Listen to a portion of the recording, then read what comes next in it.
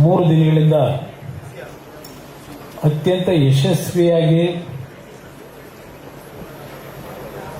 ಹಲವಾರು ರೀತಿಯ ನಮ್ಮ ಕಾಫಿ ಬೆಳೆಗಾರರಿಗೆ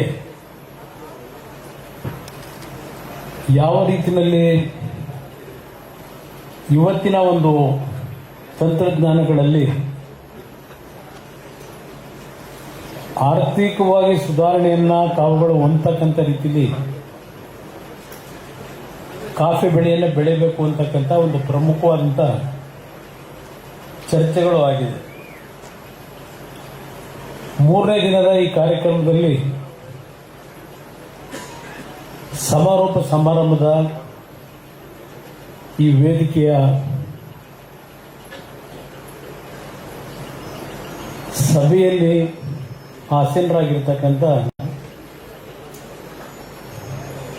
ಸೆಂಥಿಲ್ ಕುಮಾರ್ ಅವರು ಪ್ರಾರಂಭಿಕ ಹಂತದಲ್ಲಿ ಈ ಒಂದು ಸಂಸ್ಥೆ 100 ವರ್ಷಗಳ ಹಾದಿಯನ್ನು ಯಾವ ರೀತಿ ಹಲವಾರು ಏಳು ಬೀಳುಗಳ ನಡುವೆ ಯಶಸ್ವಿಯಾಗಿ ಕಾಫಿ ಬೆಳೆಗಾರರ ಬದುಕಿಗೆ ಒಂದು ಪ್ರೋತ್ಸಾಹವನ್ನು ಕೊಟ್ಟಿದ್ದೇವೆ ಅಂತಕ್ಕಂಥ ಹಲವಾರು ವಿಷಯಗಳನ್ನು ಪ್ರಸ್ತಾಪ ಮಾಡಿದ್ದಾರೆ. ಅದೇ ರೀತಿಯಲ್ಲಿ ನಮ್ಮ ಅಧ್ಯಕ್ಷರು ದಿನೇಶ್ ಅವರು ಸಹ ಸುದೀರ್ಘವಾಗಿ ಇವತ್ತು ಕಾಫಿ ಬೆಳೆಗಾರರು ಎದುರಿಸ್ತಾ ಇರತಕ್ಕಂಥ ಹಲವಾರು ಸಮಸ್ಯೆಗಳೇನಿದೆ ಆ ಸಮಸ್ಯೆಗೆ ಕೇಂದ್ರ ಸರ್ಕಾರ ಮತ್ತು ರಾಜ್ಯ ಸರ್ಕಾರಗಳ ಸಹಭಾಗಿತ್ವದಲ್ಲಿ ನಮ್ಮ ಸಮಸ್ಯೆಗೆ ಪರಿಹಾರ ಕೊಡಬೇಕು ಅಂತಕ್ಕಂಥ ಹಲವಾರು ವಿಷಯಗಳನ್ನು ಅವರು ಪ್ರಸ್ತಾಪ ಮಾಡಿದ್ದಾರೆ. ವೇದಿಕೆಯ ಮೇಲೆ ನಮ್ಮ ಶೃಂಗೇರಿಯ ಶಾಸಕರು ರಾಜೇಗೌಡರು ಅವರು ಸಹ ಕೆಲವು ವಿಷಯಗಳಲ್ಲಿ ಪ್ರಸ್ತಾಪ ಮಾಡೋದು. ಬೇಲೂರಿನ ಶಾಸಕರು ಸುರೇಶ್ ಅವರಿದ್ದಾರೆ. ಮತ್ತೊಬ್ಬ ನನ್ನ ಆತ್ಮೀಯ ವಿಧಾನ ಪರಿಷತ್ತಿನ ಸದಸ್ಯ ಭೋಜೇಗೌಡರು ಸಹ ವೇದಿಕೆ ಮೇಲಿದ್ದಾರೆ. ಕುರ್ಮರಾವ್ ಅವರು ಉತ್ತಮವಾದಂಥ ಒಬ್ಬ ಸರಳ ಅಧಿಕಾರಿ, ಅವರು ಸಹ ಪ್ರಾಸ್ತಾವಿಕವಾಗಿ ಕೆಲವು ವಿಷಯಗಳನ್ನು ಮಂಡನೆ ಮಾಡಿದ್ದಾರೆ. ಅದೇ ರೀತಿ ಆಂಧ್ರ ಪ್ರದೇಶದಿಂದ ಅಲ್ಲೂರಿ ಸೀತಾರಾಮ್ ಜಿಲ್ಲೆಯ ಡಿಸ್ಟ್ರಿಕ್ಟ್ ಕಲೆಕ್ಟರ್ ಇರಬೇಕು, ಅವರು ಸಹ ಈ ಸಭೆಯಲ್ಲಿ ಭಾಗವಹಿಸಿದ್ದಾರೆ. ಏಕೆಂದರೆ ನಮ್ಮ ಆಂಧ್ರ ಪ್ರದೇಶದ ಮುಖ್ಯಮಂತ್ರಿಗಳು ದೆಹಲಿಗೆ ಅವರು ಪ್ರವಾಸ ಮಾಡಿದ್ರೆ ಪ್ರಮುಖವಾಗಿ ತಿರುಪತಿಯ ಒಂದು ವೆಂಕಟರಮಣ ಸ್ವಾಮಿಯ ಒಂದು ಫೋಟೋ ಜೊತೆಗೆ ಒಂದು ಸ್ಪೆಷಲ್ ಕಾಫಿ ಡೇರಿಯಲ್ಲಿ ನಮ್ಮೆಲ್ಲರಿಗೂ ನೀಡತಕ್ಕಂಥದ್ದು ಇವತ್ತು ಸಹ ನಾನು ಮರ್ತಿಲ್ಲ. ಅದೇ ರೀತಿಯಲ್ಲಿ ನಮ್ಮ ಕೇಂದ್ರ ಸರ್ಕಾರದ ಗಂಗಾಧರ್ ಅವರು ನನ್ನ ರೀತಿಯಲ್ಲೇ ಸ್ವಲ್ಪ ಅವ್ರಿಗೂ ಏನೋ ಸ್ವಲ್ಪ ಆರೋಗ್ಯದ ಸಮಸ್ಯೆಗಳಿದ್ರು ಈ ವೇದಿಕೆ ಮೇಲೆ ಉಪಸ್ಥಿತರಿದ್ದಾರೆ. ಬಹಳ ಹೊತ್ತು ನಾನು ನಿಮ್ಮ ಸಮಯ ವ್ಯರ್ಥ ಮಾಡಲಿಕ್ಕೆ ಹೋಗಲ್ಲ. ಕಾಫಿ ಬೆಳೆಗಾರರ ಸಮಸ್ಯೆ, ನಾನು ಕಾಫಿ ಬೆಳೆಗಾರರ ಆಗದೇ ಇದ್ರು ಬಹಳ ಹತ್ತಿರದಿಂದ ನಿಮ್ಮ ಸಮಸ್ಯೆಗಳು ಏನು ಅನ್ನೋದನ್ನ ಸ್ವಲ್ಪ ಅರ್ಥಕೊಂಡಿದ್ದೇನೆ. ಈ ವೇದಿಕೆ ಮೇಲೆ ನಮ್ಮ ವಿಶ್ವನಾಥ್ ಅವರು ಬಂದು ಅವ್ರ ಕೆಲವು ವಿಷಯ ಪ್ರಸ್ತಾಪ ಮಾಡಿದ್ರು, ಸುಧಾಕರ್ ಶೆಟ್ಟರು, ನಿಂಗಪ್ಪನವರು ಎಲ್ಲ ಬಂದರು ವೇದಿಕೆ ಮೇಲೆ. ಹಲವಾರು ನಮ್ಮ ಕಾಫಿ ಬೆಳೆಗಾರರು ಸಹ ಮನವಿ ಕೊಟ್ಟಿದ್ದಾರೆ. ಇವತ್ತಿನ ಈ 3 ದಿನದ ಕಾರ್ಯಕ್ರಮ ನಾನು ಈ ಸಂಸ್ಥೆಯ ನಿರ್ದೇಶಕರಿಗೆ ಹೇಳ್ತಕ್ಕಂಥದ್ದು, ಈ 3 ದಿನಗಳಲ್ಲಿ ಹಲವಾರು ವಿಜ್ಞಾನಿಗಳು ಹಲವಾರು ರೀತಿಯ ಸಂಶೋಧನೆ ಮಾಡಿರ್ತಕ್ಕಂಥವರು ಈ ಸಭೆಯಲ್ಲಿ ಕಾಫಿ ಬೆಳೆಗಾರರ ಆರ್ಥಿಕ ಶಕ್ತಿಯನ್ನು ವೃದ್ಧಿ ಮಾಡಲಿಕ್ಕೆ ಮತ್ತು ಉತ್ತಮವಾದಂಥ ಕಾಫಿ ಬೆಳೆಯನ್ನು ಬೆಳೆಯತಕ್ಕಂಥ ನಿಟ್ಟಿನಲ್ಲಿ ಹೊಸ ಸಂಶೋಧನೆಗಳ ಮುಖಾಂತರ ಕಾಫಿ ಬೀಜವನ್ನು ಸಂಶೋಧಿಸಿ ನಮ್ಮ ರೈತರಿಗೆ ಸರಬರಾಜು ಮಾಡತಕ್ಕಂಥದ್ದು ಈ ಸಂಸ್ಥೆಯಿಂದ ಈಗಾಗಲೇ ಅವ್ರು ಹೇಳ್ತಕ್ಕಂಥ ರೀತಿಯಲ್ಲಿ ಬಹಳ ಗಂಭೀರವಾಗಿ ಸೂಕ್ಷ್ಮವಾಗಿ ನಾವು ಈ ಸಂಸ್ಥೆಯಿಂದ ಕೆಲಸ ಮಾಡ್ತಾ ಇದ್ದೇವೆ ಅಂತ ಹೇಳಿದ್ದಾರೆ. ಅದಕ್ಕೆ ನಾನು ಅವ್ರನ್ನ ಅಭಿನಂದಿಸ್ತೀನಿ. ಬಟ್ ಅದು ಹೇಳಿಕೆಗೆ ಸೀಮಿತವಾಗಬಾರದು ಅನ್ನೋದು ಅಷ್ಟೇ ನನ್ನ ಅಭಿಪ್ರಾಯ. ಯಾಕೆಂದರೆ ಈ ದೇಶದಲ್ಲಿ ಕೃಷಿಕರ ಜೀವನ ಎಷ್ಟು ಸಮಸ್ಯೆಗಳನ್ನು ಪ್ರತಿನಿತ್ಯ ಅನುಭವಿಸ್ತಾರೆ ನೋಡಿದ್ವಿ. ಇತ್ತೀಚಿನ ದಿನಗಳಲ್ಲಿ ಹಲವಾರು ರೀತಿಯ ಹವಾಗುಣದ ವ್ಯತ್ಯಾಸಗಳು, ವಿಶೇಷವಾಗಿ ಕೊಡಗು, ನಮ್ಮ ಚಿಕ್ಕಮಗಳೂರು ಭಾಗದ ಮೂಡಿಗೆರೆ ಆ ಭಾಗದಲ್ಲೆಲ್ಲ ಲ್ಯಾಂಡ್ ಸ್ಲೈಡ್ ಆಗಿ ಹಲವಾರು ಕಾಫಿ ಬೆಳೆಗಾರರು ಎದುರಿಸ್ತಕ್ಕಂಥ ನಿಮ್ಮ ಸಮಸ್ಯೆಗಳು. ಇನ್ನೇನು ಕಾಫಿ ಬೆಳೆಯನ್ನು ಕೀಳಬೇಕು, ಕೆಲವು ಹವಾಗುಣದ ವೈಪರೀತ್ಯಗಳಲ್ಲಿ ಕಾಫಿ ಬೆಳೆ ನಿಮ್ಮ ಕೈಗೆ ದೊರಕತಕ್ಕಂಥದ್ದು ನಷ್ಟಕ್ಕೊಳಗಾಗ್ತಕ್ಕಂಥದ್ದು ಸಹ ನೋಡ್ತಾ ಇದ್ದೇವೆ. ಈಗಿನ ಒಂದು ವ್ಯವಸ್ಥೆ ನೋಡಿದಾಗ ನಾನು ನಿನ್ನೆ ಯಾವುದೋ ಟಿವಿಲಿ ನೋಡ್ತಾ ಇದ್ದೆ, ದುಬಾಯಿ, ಅಬುಧಾಬಿ ಅಂತ ಕಡೆ ಹಿಮಪಾತ ಆಗ್ತಿದೆ ಅಂದ್ರೆ ನಾವೆಲ್ಲಾದ್ರೂ ನಂಬಲಿಕ್ಕೆ ಸಾಧ್ಯವ? ನಿನ್ನೆ ಮೊನ್ನೆ ದುಬೈನಲ್ಲಿ ಹಿಮಪಾತ ಆಗಿ ರಸ್ತೆಗಳಲ್ಲಿ ಮಂಡಿವರೆಗೂ ನೀರು ಹರಿತಾ ಇರತಕ್ಕಂಥ ದೃಶ್ಯ ಟಿವಿಗಳಲ್ಲಿ ಗಮನಿಸ್ತೀವಿ. ಅದಕ್ಕೋಸ್ಕರಲೇ ಇವತ್ತು ವಿಶ್ವದಲ್ಲಿ ಈ ಕ್ಲೈಮೆಟಿಕ್ ಚೇಂಜ್ ವಿಷಯದಲ್ಲಿ ಅತ್ಯಂತ ಗಂಭೀರತೆಯಿಂದ ನಾವು ಎಲ್ಲಿ ಈ ಒಂದು ಪ್ರಕೃತಿಯ ಮೇಲೆ ಗದಾಪ್ರಹಾರ ಮಾಡಿದ್ದೇವೆ, ಸರಿಪಡಿಸೋದು ಹೇಗೆ ಅಂತೇಳಿ ಹಲವಾರು ರೀತಿಯ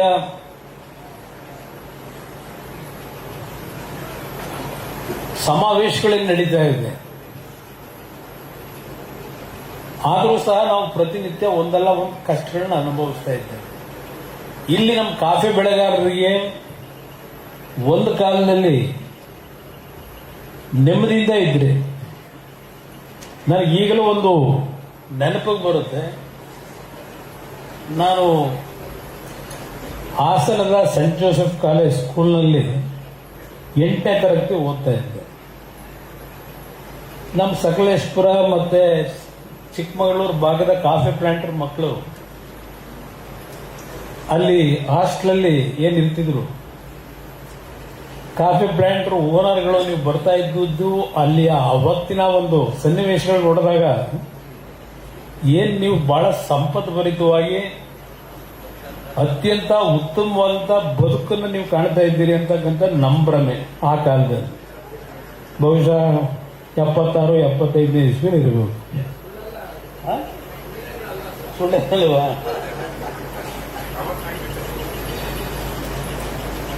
ನಂತರದ ದಿನಗಳು ಆದ್ರೆ ನಿಮ್ಮ ಒಂದು ನಡವಳಿಕೆ ನಾನು ನೋಡಿರೋದು, ನಿಮ್ ಕೈ ದುಡ್ಡಿದ್ರೆ ಬಹುಶಃ ನಿಮ್ಮನ್ನ ಯಾರು ನಿಲ್ಸಕ್ಕಾಗಲ್ಲ. ದುಡ್ಡು ಎಷ್ಟು ಬೇಗ ಅದು ಖಾಲಿ ಮಾಡಬೇಕು ಅಂತ ಹೇಳಿ ಕಾಂಪಿಟೇಷನ್ ಅಲ್ಲಿ ಖಾಲಿ ಮಾಡ್ತೀವಿ. ಅದನ್ನೇ ಸೂಕ್ಷ್ಮವಾಗಿ ದಿನೇಶ್ ಅವರು ಹೇಳಿದ್ರು. ಏನಾದರೂ ಒಳ್ಳೆ ಬೆಳೆ ಬಂದು ಒಳ್ಳೆ ಬೆಲೆ ಸಿಕ್ಕಿ ಆ ವರ್ಷ ದುಡ್ಡೇನಾದ್ರೂ ನಿಮಗೆ ಹೆಚ್ಚಿಗೆ ಉಳಿದ್ರೆ ಅದನ್ನ ಬೇರೆ ರೀತಿಯಲ್ಲಿ ಹಣವನ್ನ ಇವತ್ತು ಕಳ್ಕೊಳ್ಳದೆ ಸ್ವಲ್ಪ ದುಡ್ಡನ್ನ ಶೇಖರಣೆ ಮಾಡಿ ಇಟ್ಕೋಬೇಕು ಅನ್ನೋದು ಬಹಳ ಸೂಕ್ಷ್ಮವಾಗಿ ದಿನೇಶ್ ಅವರು ಹೇಳ್ತಾ ಇದ್ದಿದ್ದು ಕೇಳಿಸ್ಕೊಂಡಿ ನಾನು. ಯಾಕೆಂದ್ರೆ ನಾನು ನೋಡಿದ್ರೆ ನಿಮ್ಮ ಹೃದಯ ವೈಶಾಲ್ಯತೆ ಬಹಳ ದೊಡ್ಡದು. ನಮ್ಮ ಕಾಫಿ ಪ್ಲಾಂಟರ್ಗಳು ಚೆನ್ನಾಗಿದ್ರೆ ಯಾರಿಗೆ ಏನು ಬೇಕಾದ್ರೂ ಬಂದು ಕಷ್ಟ ಅಂದ್ರೆ ಬಾವ ಬಾವ ಅಂತ ಹೇಳ್ಕೊಂಡು ಎಲ್ಲ ರೀತಿಯಲ್ಲಿ ತಾವು ಸಹಕಾರ ಕೊಟ್ಟು ಎಲ್ಲರ ಜೊತೆ ಒಂದು ಉತ್ತಮವಾದ ಜೀವನ ಮಾಡ್ತೀವಿ. ಎಂದೂ ಸಹ ಯೋಚನೆ ಮಾಡಲ್ಲ ನೀವು. ನಮಗೆ ಗಮನಿಸಿರ್ತಕ್ಕಂಥ ಈಗಿನ ಪರಿಸ್ಥಿತಿ ನಾನು ಅರ್ಥ ಮಾಡ್ಕೊಂಡಿದ್ದೀನಿ. ಈ ಅರಣ್ಯ ಇಲಾಖೆ ಕಾಯ್ದೆ ಬಂತಲ್ಲ, ಬಂದಿದ್ದೇ ಇವತ್ತು ಈ ದೇಶದಲ್ಲಿ ಅರಣ್ಯದ ವಿಸ್ತರಣೆ ಕಡಿಮೆ ಆಗ್ತಾ ಹೋಗಲಿಕ್ಕೆ ಕಾರಣ ಪ್ರಮುಖವಾಗಿ ಈ ದೇಶದಲ್ಲಿ ಕೆಲವು ನ್ಯಾಯಾಲಯದ ತೀರ್ಪಿನ ಹಿನ್ನೆಲೆಯಲ್ಲಿ, ನನ್ನ ತೀರ್ಪಿನ ಬಗ್ಗೆ ಚರ್ಚೆ ಮಾಡಲ್ಲ, ಅದನ್ನೇ ಇವತ್ತು ನಮ್ಮ ಅಧಿಕಾರಿಗಳು ಆ ತೀರ್ಪನ್ನ ನಿಮ್ಮ ಮುಂದೆ ತೋರಿಸಿ, ತಲಾಂತರಗಳಿಂದ ನಿಮ್ಮ ತಂದೆ ತಾಯಂದಿರು ಅಜ್ಜ ಅಜ್ಜಿ ಜೀವನ ಮಾಡ್ಕೊಂಡು ಬರ್ತಾ ಇದ್ದಂಥ ಭೂಮಿಗಳನ್ನ ಇದು ಅರಣ್ಯ ಇಲಾಖೆ ಸೇರಬೇಕು, ಒತ್ತುವರಿ ಆಗಿದೆ, ಪ್ರತಿನಿತ್ಯ ನಿಮ್ಮಗಳಿಗೆ ನೆಮ್ಮದಿಯಿಂದ ಬದುಕ್ತಾ ಇದ್ದಿದ್ದನ್ನ ಹಾಳು ಮಾಡಿದ್ದಾರೆ. ನೀವುಗಳು ಆ ಒಂದು ಈ ಭಾಗದಲ್ಲಿ ಕಾಫಿ ಬೆಳೆಗಾರರಾಗಿ ಜೀವನ ಮಾಡ್ತಾ ಇದ್ರಿ. ಅವತ್ತು ಬಹುಶಃ ಅತ್ಯಂತ ಉತ್ತಮವಾದಂಥ ರೀತಿಯಲ್ಲಿ ಅರಣ್ಯ ಪ್ರದೇಶಗಳಿತ್ತು. ನಮ್ಮ ಅಧಿಕಾರಿಗಳು ಲೆಕ್ಕ ತೋರಿಸ್ತಾರೆ, ಪ್ರತಿ ವರ್ಷ ಕೋಟ್ಯಾಂತರ ರೂಪಾಯಿನ ಖರ್ಚು ಮಾಡಿ ಸಸಿ ನೆಟ್ಟಿದ್ದೀವಿ ಅಂತ ಹೇಳಿ. ಅದು ಎಲ್ಲಿ ಹುಡುಕಿದ್ರೂ ಸಿಗೋದಿಲ್ಲ ಆ ಸಸಿಗಳು. ಇದು ನಾವು ನೋಡ್ತಾ ಇರೋದು. ನಾನು 2006-7 ಆಕಸ್ಮಿಕವಾಗಿ ಮುಖ್ಯಮಂತ್ರಿ ಆದಾಗ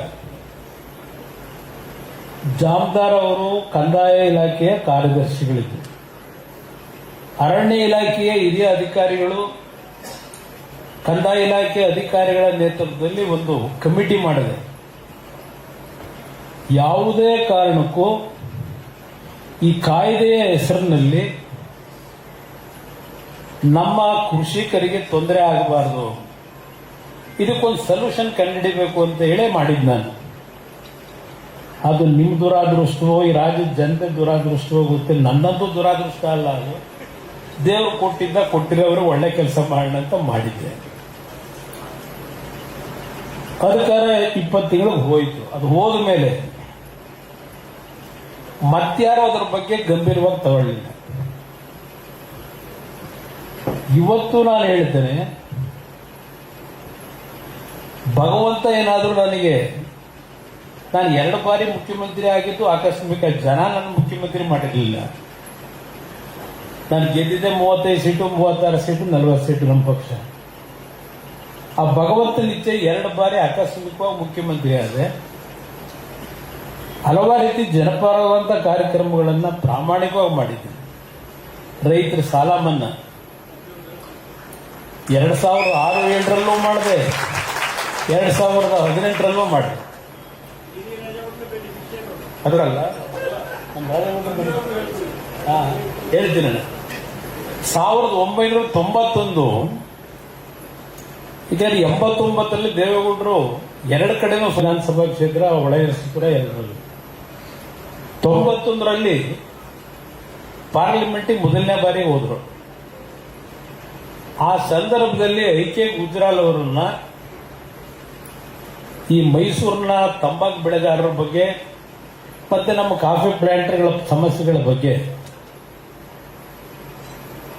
ಆ ಪರಿಹಾರ ಕೊಡಿಸಬೇಕು ಅನ್ನೋ ದೃಷ್ಟಿಯಿಂದ ಅವ್ರನ್ನ ಕರ್ಕೊಂಡ್ಬಂದು ಇಲ್ಲೇ ಹಾಲ್ಟ್ ಮಾಡಿಸಿ ಒಂದು ಸಮಾವೇಶನ ಮಾಡಿ, ಅವತ್ತು ಅವರು ಕೇಂದ್ರ ಸರ್ಕಾರದ ಮೇಲೆ ಆಗುವಂತ ಒತ್ತಡದಿಂದ ನಿಮ್ಮಗಳಿಗೆ ಮಾರುಕಟ್ಟೆನ ಫ್ರೀ ಮಾರುಕಟ್ಟೆ ಇವತ್ತು ಕಾಫಿ ಮಾರಾಟ ಮಾಡ್ತಕ್ಕಂಥದ್ದಕ್ಕೆ ದೇವೇಗೌಡರ ಕಾಲದಲ್ಲಿ ಅದೊಂದು ಕಾರ್ಯಕ್ರಮ ಜಾರಿಗೆ ಬಂದದ್ದು. ಅವತ್ತಿಂದ ಏನು ಸಮಸ್ಯೆ ಇರಲಿಲ್ಲ. ನಾನು ಒಂದು ನಿಮಗೆ ಹೇಳ್ತೀನಿ, ಕಾಫಿ ಬೆಳೆಗಾರರಿಗೆ ಇತ್ತೀಚೆಗೆ ಕೇಂದ್ರ ಸರ್ಕಾರದಲ್ಲಿ ನರೇಂದ್ರ ಮೋದಿಯವರು ಹಲವಾರು ವಿದೇಶಗಳಿಗೆ ಭೇಟಿ ಕೊಡ್ತಾ ಇದ್ದಾರೆ, ಸಣ್ಣ ಸಣ್ಣ ದೇಶಗಳಿಗೂ ಭೇಟಿ ಕೊಡ್ತಾ ಇದ್ದಾರೆ. ಆ ದೇಶಗಳ ಜೊತೆಯಲ್ಲಿ ಒಂದು ಬೈಲ್ಯಾಟ್ರಲ್ ಅಗ್ರಿಮೆಂಟ್ಗಳು ಆಗ್ತಾ ಇದ್ದಾರೆ.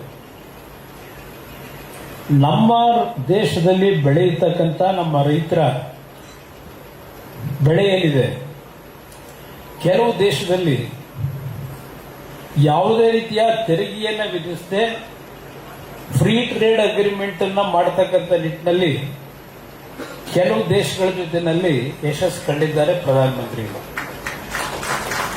ಆ ಹಿನ್ನೆಲೆಯಲ್ಲಿ ಕೆಲವು ದೇಶಕ್ಕೆ ನೀವು ಕಾಫಿ ಬೆಳೆನ ಸರಬರಾಜು ಮಾಡಿದ್ರೆ ಬಹುಶಃ ತೆರಿಗೆ ಇಂದ ಮುಕ್ತಿ ಪಡಿತೀರಿ ನೀವು. ಇದೆಲ್ಲ ಹಲವಾರು ರೀತಿಯಲ್ಲಿ ಕೆಲವು ಡೆವಲಪ್ಮೆಂಟ್ಗಳಿದೆ, ಅದೆಲ್ಲ ನಾನು ಸುದೀರ್ಘವಾಗಿ ಹೇಳಲಿಕ್ಕೆ ಹೋಗೋದಿಲ್ಲ. ಒಂದು, ನಿಮ್ಮಲ್ಲಿ ಪ್ರಮುಖವಾಗಿ 5 ವಿಷಯಗಳ ಬಗ್ಗೆ ಪ್ರಸ್ತಾಪ ಮಾಡಿದ್ದೆ. ಒಂದು, ಇಂಥದ್ದು ಸರ್ಫೇಸಿ, ಅದೇನು ಹೆಸರಿಟ್ಕೊಂಡವರೋ ಗೊತ್ತಿಲ್ಲ, ಇದು ಸರ್ಫೇಸಿ ಯಾಕೆ 2002ರಲ್ಲಿ ಬಂದಿದೆ. ನೀವು ಯಾರು ನನ್ನ ಮುಂದೆ ಎಂದು ಸಹ ಹೇಳಿಲ್ಲ ನನಗೆ ವಿಷಯ ಗೊತ್ತಿಲ್ಲ. ಇದು ಇವತ್ತೇ ಗೊತ್ತಾಗಿದೆ. ಯಾರು ಬರ್ಬೇಕಾದ್ರು ಹುಡುಗ ನನಗೆ ಕಾರ್ ನಿಲ್ಲಿಸ್ಬಿಟ್ಟು ಹೇಳಿದ್ರು, ಅಣ್ಣ ಇದು ಒಂದು ದಿನ ಬದಲಾವಣೆ ಮಾಡದೇ ಇದ್ರೆ ನಮ್ಮ ರೈತರು ಉಳಿಯಲ್ಲ ಅಂತೆ.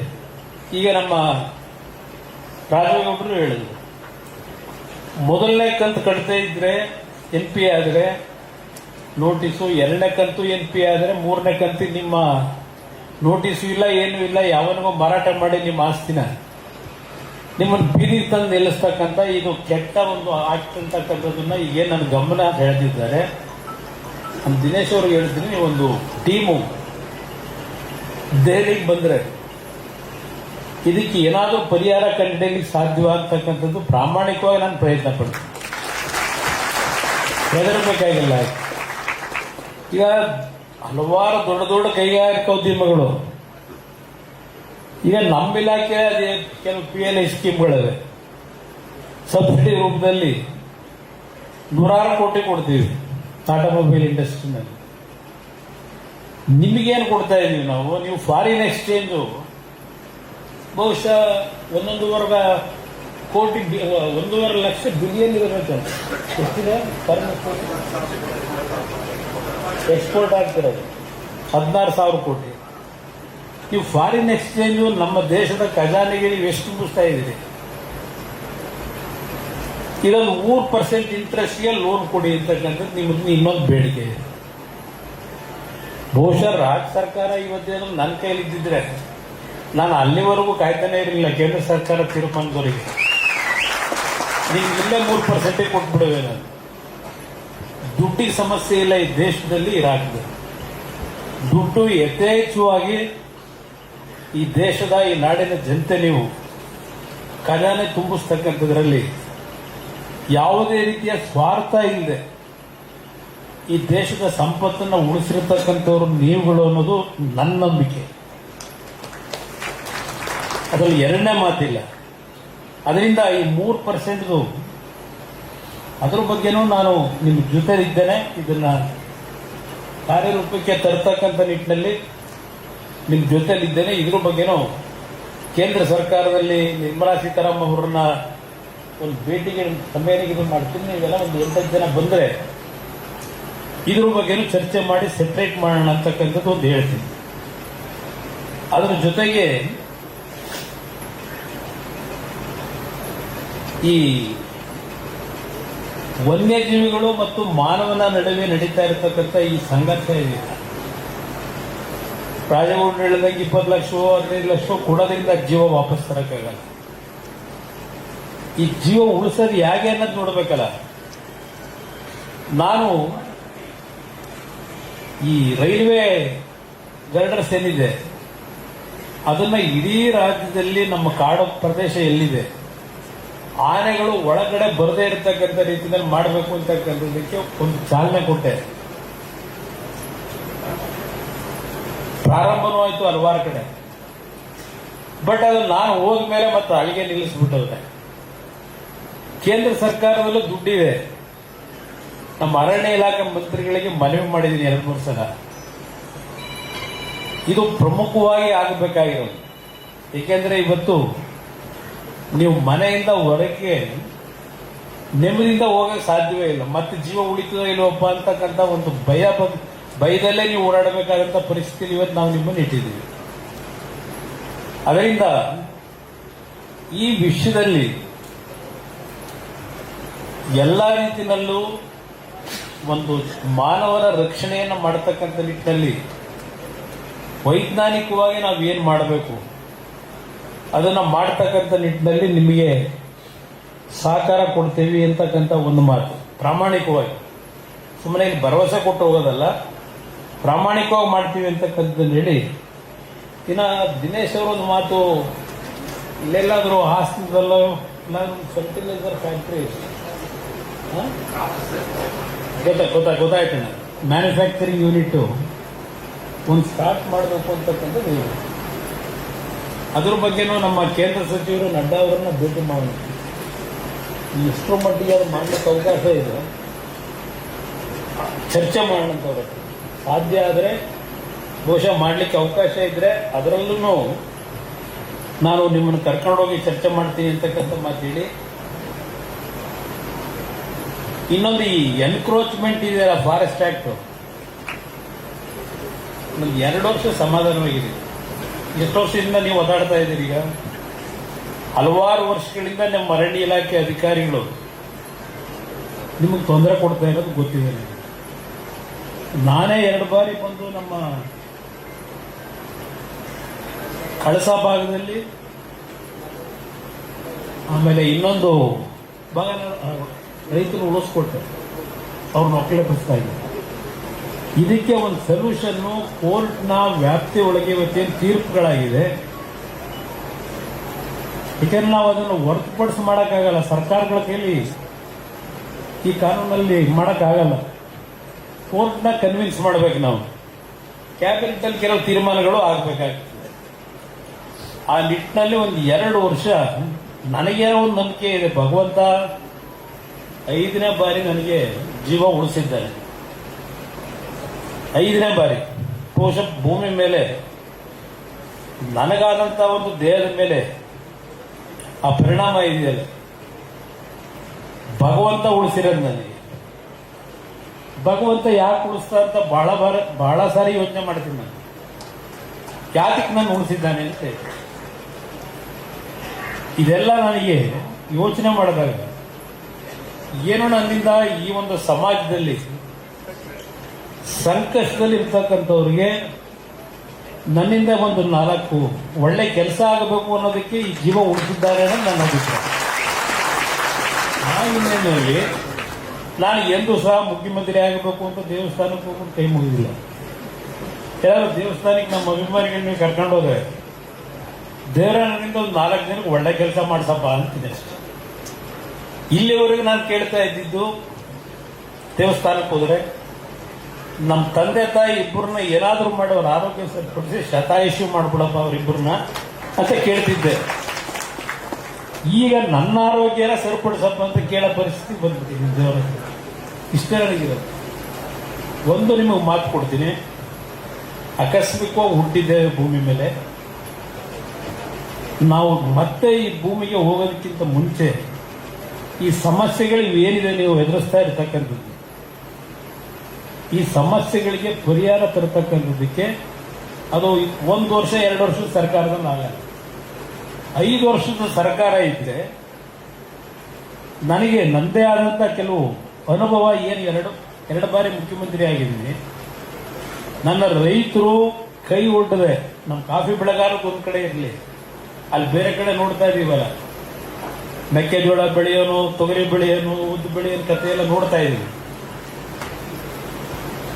ಆ ಕೃಷಿ ವಲಯದಲ್ಲೂ ಯಾವುದೇ ಕಾರಣಕ್ಕೂ ಆ ರೈತನ ಆರ್ಥಿಕ ಶಕ್ತಿಯನ್ನು ಯಾವ ರೀತಿ ತುಂಬಬೇಕು ಅಂತಕ್ಕಂಥದ್ದು ನನ್ನ ಯೋಚನೆ ಇದೆ. 2,000 ರೂಪಾಯಿ ಮರಳಾಗಬೇಡಿ, ಕೈ ಜೋಡಿಸಿ ಮನೆ ಮಾಡಿ. ಯಾರಪ್ಪನ ಮನೆ ಬಿಟ್ಟಿದ್ದು 2,000 ರೂಪಾಯಿ ಏನ್ ಮಾಡ್ತೀವಿ? 2,000 ರೂಪಾಯಿ ಒಂದು ಅಭಿವೃದ್ಧಿ ಕಾರ್ಯಕ್ರಮಗಳು ಮಾಡಕ್ಕೆ ನಮ್ಮ ರಾಜಣ್ಣ ಇದೆ. ನಾನು ಸರ್ಕಾರದ ಕಾರ್ಯಕ್ರಮದ ಬಗ್ಗೆ ಹೇಳ್ತಾ ಇದ್ದೀನಿ, ಬೇಜಾರು ಮಾಡ್ಕೋಬೇಕು. ಹೇಗೆಂದ್ರೆ ನಮಗೂ ಬೇಕಾಗಿರೋದು ಶಾಶ್ವತವಾದಂಥ ಪರಿಹಾರ ತಂದುಕೊಡ್ಬೇಕು ನನಗೆ. ಪಂಚಾಯಿತಿಯ ಕೇಂದ್ರ ಕಚೇರಿನಲ್ಲಿ ಈ ರಾಜ್ಯದಲ್ಲಿ 5,600-700 ಪಂಚಾಯಿತಿಗಳಿವೆ. ಆ ಪಂಚಾಯಿತಿಯನ್ನ ಯಾವ ರೀತಿ ನಾವು ಶಕ್ತಿ ತುಂಬಿ ನನ್ನ ರೈತನಿಗೆ ಆ ಪಂಚಾಯಿತಿ ಮುಖಾಂತರ ಅವನು ಸಾಲಗಾರನಾಗದೆ ಬೇರೆಯವ್ರ ಹತ್ರ ಹೋಗಿ ಸರ್ಕಾರದಿಂದ ಅವನಿಗೆ ಯಾವ ರೀತಿ ಬದುಕನ್ನ ಕಲಿಸಬೇಕಾಗಿದೆ, ಗೋಡನ್ಗಳೇನು ಕಟ್ಟಬೇಕು, ಅಲ್ಲಿಂದ ಕೋಲ್ಡ್ ಸ್ಟೋರೇಜ್ಗಳನ್ನು ಯಾವ ರೀತಿ ಕಟ್ಟಬೇಕು, ಮಾರುಕಟ್ಟೆ ಯಾವ ರೀತಿ ಸೃಷ್ಟಿ ಮಾಡಿಕೊಡ್ಬೇಕು ರೈತನಿಗೆ, ಇದು ನಮಗೆ ಬೇಕಾಗಿದೆ. ಅದಕ್ಕೋಸ್ಕರವಾಗಿ ನಾನು 5 ಕಾರ್ಯಕ್ರಮವನ್ನು, ಒಂದು ಶಿಕ್ಷಣ, ಒಂದು ಆರೋಗ್ಯ, ನನ್ನ ರೈತನ ಬದುಕು, ಅಲ್ಲಿಂದ ಮಕ್ಕಳ ಒಂದು ಕೆಲಸಕ್ಕೆ 9 ಇಂಡಸ್ಟ್ರಿಯಲ್ ಕ್ಲಸ್ಟರ್ ಮಾಡಿದ್ದೆ ನಾನು 2ನೇ ಬಾರಿ ಮುಖ್ಯಮಂತ್ರಿ ಆದಾಗ. ಅದನ್ನೆಲ್ಲ ನಿಲ್ಲಿಸಬಿಟ್ರು, ಒಂದು ಮುಂದುವರಿಲಿಲ್ಲ. ಇವತ್ತು ಆ ನಿಟ್ಟಿನಲ್ಲೇ ಇವತ್ತು ಕೆಲವು ಟಿವಿಗಳಲ್ಲಿ ನೀವು ನೋಡಿರಬಹುದು, ಪ್ರಧಾನಮಂತ್ರಿಗಳು ನನ್ನ ಮೇಲೆ ಒಂದು ವಿಶ್ವಾಸ ಇಟ್ಟು ಚೈನಾದ ದೇಶ 90% ಇವತ್ತು ರೇರ್ ಅರ್ತ್ ಮ್ಯಾಗ್ನೆಟ್ ಇದೆಯಲ್ಲ, ಕಂಟ್ರೋಲ್ ಅವರು ಇಟ್ಕೊಂಡಿದ್ದಾರೆ 90%. ಏಪ್ರಿಲ್ ತಿಂಗಳಿನಲ್ಲಿ ಚೈನಾ ಸರ್ಕಾರ ಅದನ್ನ ನಾವು ಇಂಡಿಯಾ ಕೊಡಕ್ಕೆ ಸಾಧ್ಯ ಇಲ್ಲ ಅಂತೇಳಿ ತೀರ್ಮಾನ ಮಾಡ್ಕೊಂಡು, ಕೆಲವು ನಮ್ಮ ಆಟೋಮೊಬೈಲ್ ಇಂಡಸ್ಟ್ರಿ ಅವ್ರು ಬಂದು ನನ್ನ ಹತ್ರ ಅವ್ರ ಕಷ್ಟಗಳು ಹೇಳ್ಕೊಂಡಾಗ ನಾವೇ ಯೋಚನೆ ಮಾಡಿ ನನ್ನ ಇಲಾಖೆಯಿಂದ ತೀರ್ಮಾನ ಮಾಡಿ ಇವತ್ತು ಪ್ರೊಡಕ್ಷನ್ ನಾವು ಇಂಡಿಯಾದಲ್ಲಿ ಪ್ರಾರಂಭ ಮಾಡಬೇಕು ಅಂತ ಹೇಳಿ ಪ್ರಧಾನಮಂತ್ರಿಗಳ ಜೊತೆ ಚರ್ಚೆ ಮಾಡಿದ ಮೇಲೆ ಇವತ್ತು 7,280 ಕೋಟಿ ವೆಚ್ಚದಲ್ಲಿ ನಮ್ಮ ಇಲಾಖೆಯಿಂದ 5 ಕಂಪನಿಗಳಿಗೆ ಅವಕಾಶ ಕೊಡ್ತಾ ಇದ್ದೇವೆ ಈ ಪ್ರೊಡಕ್ಷನ್, ಮ್ಯಾಗ್ನೆಟ್ ಪ್ರೊಡಕ್ಷನ್. ಚೈನಾ ನಾವು ಕೈ ಬೇಡತಕ್ಕಂಥ ಪರಿಸ್ಥಿತಿ ಬೇಡ. ಅದರಿಂದ ನಾನು ಒಂದು ಮಾತು ಹೇಳ್ತೇನೆ, ರಾಜಕೀಯ ಮುಗಿದೇ ಹೋಯಿತು, ಕುಮಾರಸ್ವಾಮಿದು, ದೇವೇಗೌಡರದ್ದು, ಜನತಾದಳದ್ದು 15 ಸೀಟ್ ಗೆದ್ದು 17 ಸೀಟ್ ಗೆದ್ರು, ಮುಗಿದೋಯ್ತು ಅಂತಿದ್ರು. ಯಾರಾದರೂ ನಾನು ಕೇಂದ್ರದಲ್ಲಿ ಮಂತ್ರಿ ಆಗ್ತೀನಿ ಅಂತ ಯಾರಾದರೂ ಕನ್ಸ್ಕೊಂಡಿದ್ದೀನಿ, ನಾನೇ ಕನ್ಸ್ಕೊಂಡಿರ್ತೀನಿ. ಮತ್ತು ನನಗೆ ಒಂದು ರೀತಿ ಮತ್ತಿನ್ನೊಂದು ಲಾಟ್ರಿ ಹೊಡೆದಿದೆ. ಆ ಲಾಟ್ರಿ ಹೊಡೆದು ನಿಮ್ಗೆ ಅದನ್ನು ಕೊಟ್ಬಿಡ್ತೀನಿ, ನಾನೇನು ಇಟ್ಕೊಳ್ಳಲ್ಲ, ಜನಕ್ಕೆ ಕೊಡ್ತೀನಿ. ನನ್ನ ಮೇಲೆ ವಿಶ್ವಾಸ ಇಡಿ ಇವತ್ತು ಕರೆದು ನನ್ನ ಮೇಲೆ ನಂಬಿಕೆ ಇಟ್ಟು ಹಲವಾರು ನಮ್ಮ ಮುಖಂಡರು ನಿಮ್ಮ ಕಷ್ಟ ಸುಖ ಏನು ಹೇಳ್ತೀರಿ, ನಿಮ್ಮ ಜೊತೆಲಿದ್ದೇನೆ, ಎಷ್ಟು ಸಾಧ್ಯವೋ ಅಷ್ಟು ಬಗೆಹರಿಸ್ಕೊಡ್ತಕ್ಕಂಥದ್ದು ಕೇಂದ್ರ ಸರ್ಕಾರದಿಂದ ಒಂದು ಜವಾಬ್ದಾರಿ. ನನ್ನ ಬಗ್ಗೆ ವಿಶ್ವಾಸ ಇಡಿ ಅಂತಕ್ಕಂಥ ಮತ್ತೊಮ್ಮೆ ನಿಮ್ಮೆಲ್ಲರಲ್ಲಿ ಮನವಿ ಮಾಡಿ ಇವತ್ತು ನಮ್ಮ ಅಧಿಕಾರಿಗಳಿಗೆ ಅಭಿನಂದನೆ ಸಲ್ಲಿಸ್ತೀನಿ. ನಮ್ಮ ಕಾಫಿ ಪ್ಲಾಂಟ್ಗಳ ಬದುಕಿಗೆ ಸಂಶೋಧನೆಯಲ್ಲಿ ಅತ್ಯಂತ ಯಶಸ್ವಿಯಾಗಿ ನಿಮ್ಮ ಕಾರ್ಯಕ್ರಮಗಳು ನಡೀಲಿ ಅಂತಕ್ಕಂಥ ಶುಭ ಹಾರೈಸಿ ನನ್ನ ಮಾತು ಮುಗಿಸ್ತೇನೆ. ಜೈ ಕರ್ನಾಟಕ. ರೈತರ ನಾಯಕ, ರೈತರ ಧ್ವನಿಯಾದ ತಾವು ಕಾಫಿ ಬೆಳೆಗಾರರ ಸಮಸ್ಯೆಗಳನ್ನ